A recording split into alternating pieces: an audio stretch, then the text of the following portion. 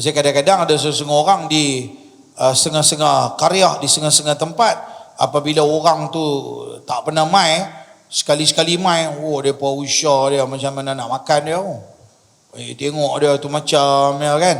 Depa jeling dia, dia pun kadang-kadang jadi macam tak selesa.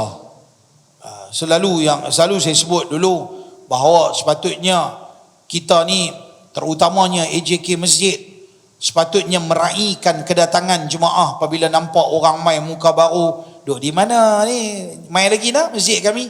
Buat lagu tu suruh belagak sangat. Tu suruh buat siru satu macam. Orang mai duk buat muka macam ikan piranha. Duk jeling-jeling, duk jegir-jegir macam nak telan orang. Itu orang jadi meluat nak mai. Aku pergi masjid tu tengok depa tengok aku. Macam nak makan, tinggal tak boleh makan dia lagi. Kalau boleh makan dia gigit seorang sikit bawa kenuri. Kita jangan buat kat orang macam tu. Kita welcome orang. Dia mai, selamat datang, mai lagi ke masjid kami. Salam. Tak salam pun ada orang yang cakap macam tu. Orang pun jadi seronok nak mai. Ni dalam masjid duduk di tepi jalan, dengan rumah duduk jauh-jauh. Kalau tak sabit orang mai ke tempat kita, maka siapa nak mai ke tempat kita? Maka kita raikan kedatangan orang. Orang jadi seronok. Kadang-kadang kita boleh raikan dengan pelbagai cara. Dengan cara bahasa yang lembut. Kadang-kadang kita boleh sediakan keperluan. Ada minuman, ada makanan. Ada masjid, tuan-tuan. Masjid kita pun tak kurang komannya tiap-tiap Jumaat. Ada orang bagi nasi, ada orang bagi roti, ada orang bagi kuih, ada orang letak si kandak lah apalah. Alhamdulillah. Ada satu masjid, tuan-tuan, saya tak sebutlah nama dia. Ada satu masjid dalam negeri kita yang tercinta ini, Zimbabwe. Ada satu masjid ni, dia punya, saya tak tahu dia buat ke tak lagi, mungkin pandemik ni dia tak buat. Sebelum ni, pengerusi masjid dia hebat. Pengerusi masjid dia tukang masak. Dia boleh masak lah, kira boleh makan lah. Walaupun tak chef besar pun, tapi boleh masak. Saya pergi khutbah Jumaat di masjid dia, Pak. Siap dia masak gulai kari kepala ikan lagi. Berlambak-lambak. Tapi yang pergi beramai-ramai Bangladesh. Yang duk kerja di sekitar kawasan tu memang ramai. Sebab penduduk di kawasan tu dah banyak dah berpindah. Sebab mereka pecah kampung, mereka buat flat, mereka buat apa-apa. Jadi masyarakat Islam di situ mungkin kurang. Jadi pegawai masjid dia fikir macam mana cara nak tarik supaya orang main semayang Jumaat. Sebab 5 waktu mereka tak apa ramai. Mereka pun macam tuan-tuan di sini juga tepi jalan. Tapi boleh kerana kawasan tu majoriti saya rasa mungkin dah orang bukan Islam. Sebab daripada buat flat mahal-mahal yang kondominium lah apa-apa ni semua, jadi ramai orang bukan Islam dah mula lari ke tempat lain dan kawasan tu kurang orang-orang Melayu beragama Islam. Maka kalau kita pergi hari Jumaat tu, dia dengan air sirap dia buat makan sebelum semayang Jumaat. Lepas tu ada kot berapa minit lah lebih kurang nak masuk ataupun azan, habis tak ada makan, tunggu sekejap lagi lepas semayang Jumaat boleh sambung makan. Siap kepala ikan, nalar mea, bagi kepala-kepala semua. Tengok Bangladesh duduk tu dia duduk atas kepala ikan. Makan free, ada nasi, ada lauk, ada kuah, adalah apa-apa lebih kurang, ada air. Depa tahu hari Jumaat depa mai memang makan free. Orang mai bertimpa ramai. Okeylah, dia ada tarikan dia. Dia welcome orang dengan cara macam tu. Di masjid kita, masjid pandai-pandai kita punya pengurusi pun bukan koman punya orang. Dia pun tahu apa dia boleh fikir untuk nak tarik jemaah dia. Buat kan? Kita di sini pasal kawasan Kelang lebih ramai. Kalau kita tak buat apa-apa ramai, tapi adalah lebih baik kita buatlah yang terbaik. Kita buat yang terbaik. Kan? AJK masjid tu kadang-kadang kita main tu macam main tengok, tambah kalau lepas tengok muka saya lepas cukup tak suka. Tunggu bila nak boleh tendang ustaz ni keluar. Lepas tak suka mesti duk kena pancung. Bukan masjid ni, ada lah masjid. Apa kan nama masjid tu? Pergi jalan juga. Kan? Dia rasa, tuan-tuan ni amanah tuan-tuan. Masjid yang Allah bagi ni adalah amanah. Siapa pun tak boleh mendakwa ini dia punya. Ini rumah Allah. Benda bersifat umum. Okey, benda bersifat umum. Pengurusi hari ni jadi pengurusi, boleh jadi esok dia tak larat, esok orang lain pegang. Begitu juga dengan seluruh ahli jawatan kuasa dan pegawai masjid, baik imam, baik bilal, baik apa. Faham tak? Hari ni kita buat kerja, kita sebagai satu amanah buat kerja untuk mengimarahkan rumah Allah. Maka berbaiklah dengan para jemaah. Nah, sebab kadang-kadang bukan apa macam orang main masjid, lagi duk perambat orang, tutup pintu, gedebung-gedebang macam nak perambat orang keluar. Tak sepatutnya. Saya tak kata masjid ni, mana-mana masjid pun kita kena raikan kedatangan orang. Barulah orang jadi seronok untuk nak main. Sebab tu tuan-tuan boleh tengok, saya memang respect gila kepada Masjid Bandar Temerloh Jaya yang berjaya untuk buat solat subuh seperti solat Jumaat setiap hari. Kecuali pandemik ni apa cerita lain lah. Macam mana mereka boleh buat? Maka sepatutnya masjid-masjid dalam Malaysia ni kena pi buat rombongan, pi ke tempat mereka, pi belajar apa mereka buat, balik buat di masjid kita balik, supaya masjid boleh ramai. Walaupun tak wajib, bukan fardu ain menghadiri semayang berjemaah di masjid, tapi macam mana tarikan orang boleh mai. Orang boleh mai di masjid tersebut. Antara lain yang kita dapat maklumat, dia kata kami belanjakan duit yang orang bagi tiap-tiap bulan, masuk duit puluhan ribu, ratusan ribu, mai ujung bulan habis duit kami belanjakan untuk orang ramai, untuk jemaah dan juga anak-anak karya. Maka anak-anak karya dia dan juga masyarakat setempat dan juga orang ramai seronok nak mai untuk duduk berkampung di situ. Padahal tak ada apa pun, biasa-biasa ya. Masjid kita pun tak koman juga, tapi ada benda yang mereka buat. Pi belajar kuliah subuh setiap hari, dengan semayang berjemaahnya, dengan imamnya, dengan bilalnya. Wow, seronok. Semuanya ada. Orang panggil apa, dia senang macam ni ya. Nak mentadbir masjid, lantiklah orang yang ada hati dengan masjid. Bahasa kita kata apa? Ada hati dengan masjid. Dia seronok nak main masjid, dia suka dekat masjid, dia faham masjid tu ada nilai dia yang tersendiri, yang Allah berikan pada orang yang main masjid. Dia rasa bersemangat untuk nak mengimarahkan rumah Allah. Orang macam ni lah baru layak jadi jawatankuasa masjid. Tapi yang main masjid tak ada hati nak main masjid, jadi pengerusi masjid, bila boleh buat kedatangan setahun mungkin berapa kali ya main. Paling-paling rajin pun kadang-kadang Jumaat baru nampak muka.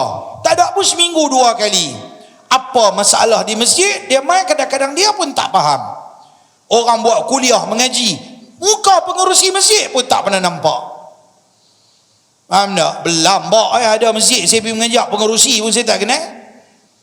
Jawatan kuasa masjid pun tak kenal. Kita pun doa harap bila nasib baiklah ada dia punya biro dakwah dia di mai apa dia ni. Yang lagi best, orang yang jemput kita pergi mengajak masjid dia, dengan dia pun tak ada. Kalau saya tak pergi masjid tu. Ada 2-3 masjid dia panggil, kita pun sampai ni pertama kali sampai masjid apa, kita pun sampai lalas kita lah ambil meja, tolak main bola ni, lepas tu kita bawa kursi, malam sikit, banyak cantik muka hang panggil tetamu, hang tak pernah belajar ke macam mana hormat dengan tetamu. Ada, bukan minta subuh kapet merah.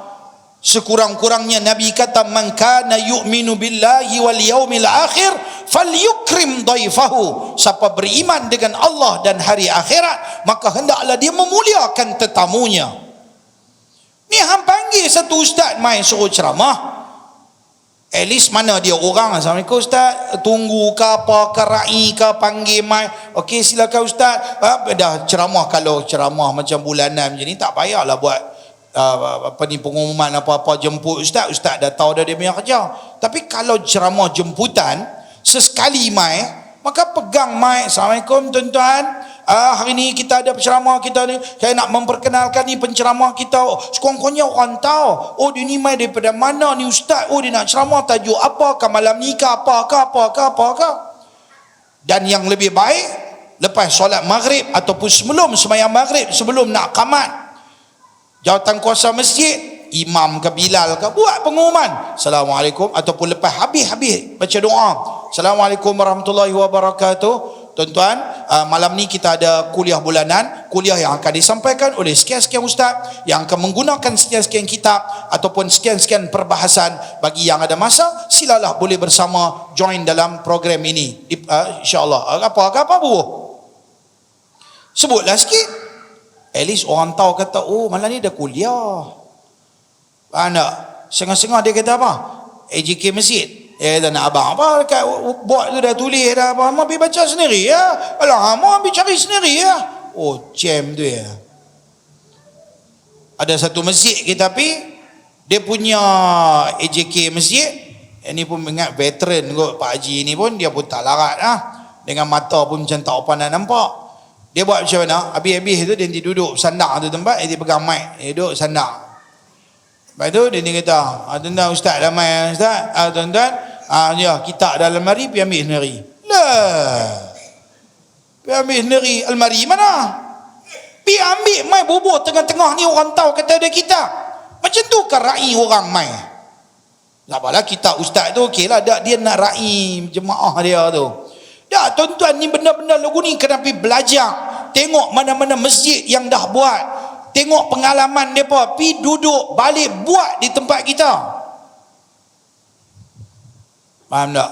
Sesekali berjalan ke tempat orang, tuan-tuan pergi belah Kuala Lumpur, banyak masjid mereka, Masya Allah, mereka advance dalam bab-bab macam ni.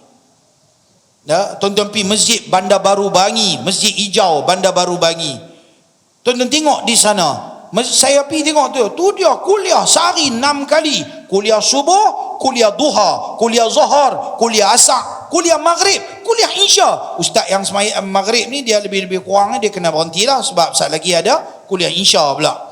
Dan setiap waktu tu ada je dia punya anak-anak murid dia, guru yang berlainan dan murid-murid dia yang berminat untuk belajar. Ada je jemaah dia. Tu dia tuan-tuan. Sehari 6 kali kuliah. Kita sehari sekali pun, Masya Allah. Yang faham-faham, yang mengaji-mengaji, yang tak mengaji, nak kata apa? Kan? Mungkin kawasan tu, kawasan orang belajar, orang berminat.